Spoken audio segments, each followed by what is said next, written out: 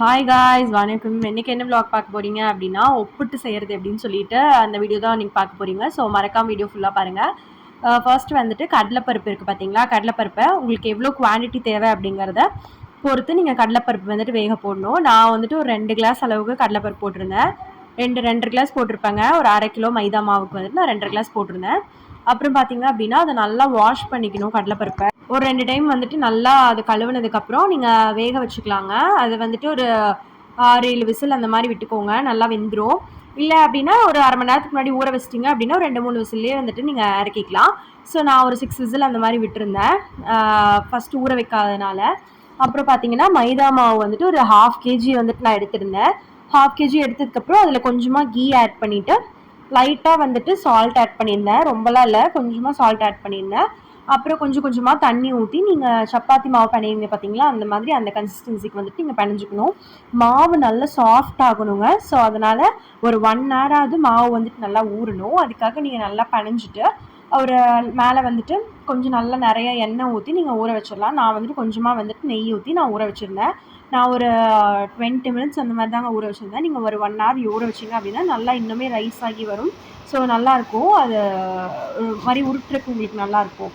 So நான் வந்துட்டு இந்த மாதிரி நல்லா இழுத்து இழுத்து கொஞ்சம் பிணையணுங்க, அந்த மாதிரி.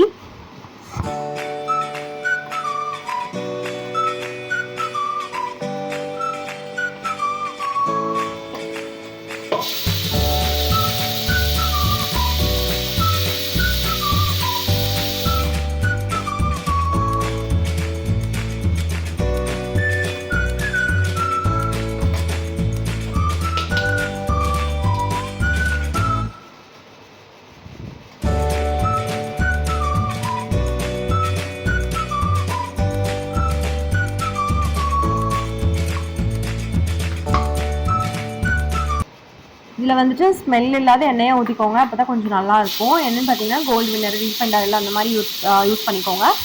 மேலே ஊற்றுறதுக்கு சொல்லுங்க. நான் வந்துட்டு கொஞ்சம் நெய் வந்துட்டு ஊற்றி அதை நல்லா ஊற விட்டுட்டேன் மாவை. ஸோ ஒரு 1/2 hour அந்த மாதிரி ஊற வச்சுருங்க.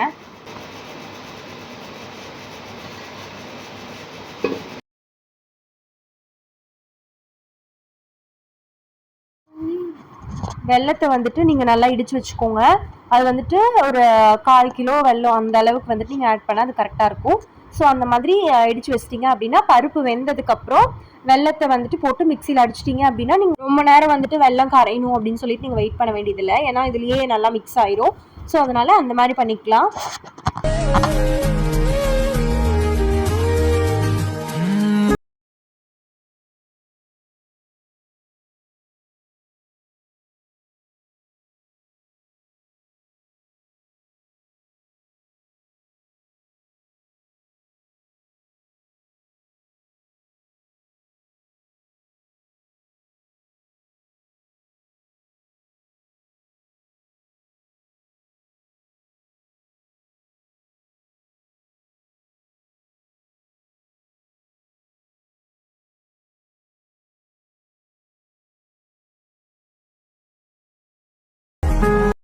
நீங்கள் வந்துட்டு தனித்தனியாக ஒப்பிட்டு வேணுனாலும் செஞ்சுக்கலாம். நீங்கள் பருப்பு போலி தனியாக செஞ்சாலும் செஞ்சுக்கலாம், இல்லைன்னா இந்த தேங்காய் போலி செய்கிறதுனாலும் அப்படி தனியாக செஞ்சுக்கலாம். நான் வந்துட்டு 2யுமே போட்டு செய்கிறேன், அது நல்லா டேஸ்ட் சூப்பராக இருக்குங்க.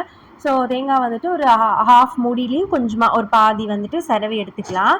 இதை வந்துட்டு நீங்கள் பருப்பெல்லாம் போட்டு கிண்டுறீங்க பார்த்தீங்களா, அந்த சமயத்துலேயும் நீங்கள் போட்டு அது நல்லா வணக்கிட்டீங்க அப்படின்னா நல்லா மிக்ஸ் ஆயிரும். ஸோ நல்லாயிருக்கும் அது.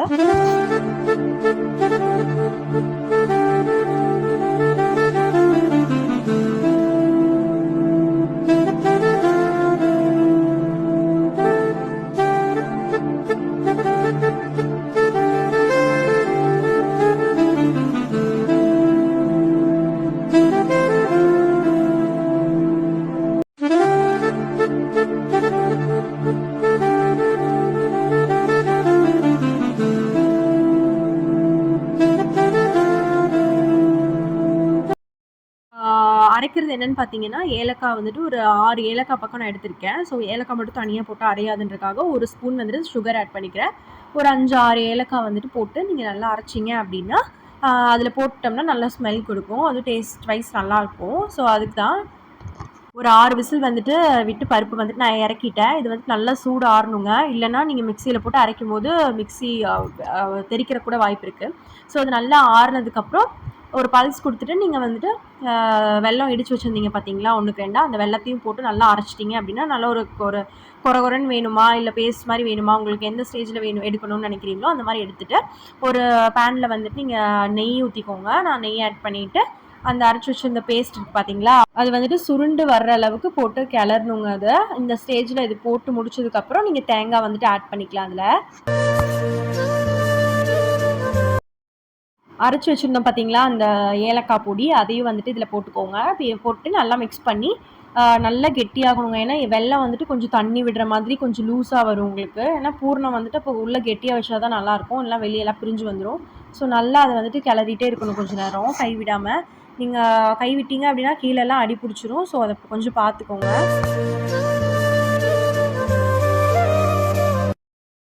போலி சுடுறதுக்கு மாவு வந்துட்டு ரெடி பண்ணிக்கலாம். குட்டி குட்டியாக உருட்டி வச்சுக்கோங்க. நான் எண்ணெயில் வந்துட்டு கொஞ்சம் இந்த மாதிரி போட்டு எடுத்து அதுக்கப்புறம் பண்ணால் கொஞ்சம் நல்லா வரும். ஸோ அந்த மாதிரி பண்ணிக்கோங்க. அப்படி இல்லை அப்படின்னா சப்பாத்தி பண்ணுவீங்க பார்த்தீங்களா, சப்பாத்தி பிணைஞ்சு சுடுவீங்க பார்த்தீங்களா அந்த மாவெல்லாம் போட்டு, அந்த மாதிரியும் பண்ணிக்கலாம். ஸோ இந்த அளவுக்கு நீங்கள் உருட்டிட்டு உள்ளே வந்துட்டு பூர்ணம் வச்சு கரெக்டாக ஃபோல்ட் பண்ணுங்க. இந்த மாதிரி ஃபோல்ட் பண்ணிவிட்டு நீங்கள் மேலே உருண்டை பிடிச்சி மிச்சம் இருக்கிற மாவை எடுத்துகிட்டு அதுக்கப்புறம் நீங்கள் உருட்டினீங்கன்னாலும் நல்லா வரும். ஸோ இந்த மாதிரி பண்ணிக்கோங்க. இதை வந்துட்டு தோசைக்கல் நல்லா சூடானதுக்கப்புறம் இந்த போலி போட்டு நீங்கள் இறக்கிட்டீங்க அப்படின்னா சூப்பரான போலி ரெடி. நீங்கள் தேங்காய் எண்ணெயிலையும் இதை வந்துட்டு செய்யலாம்.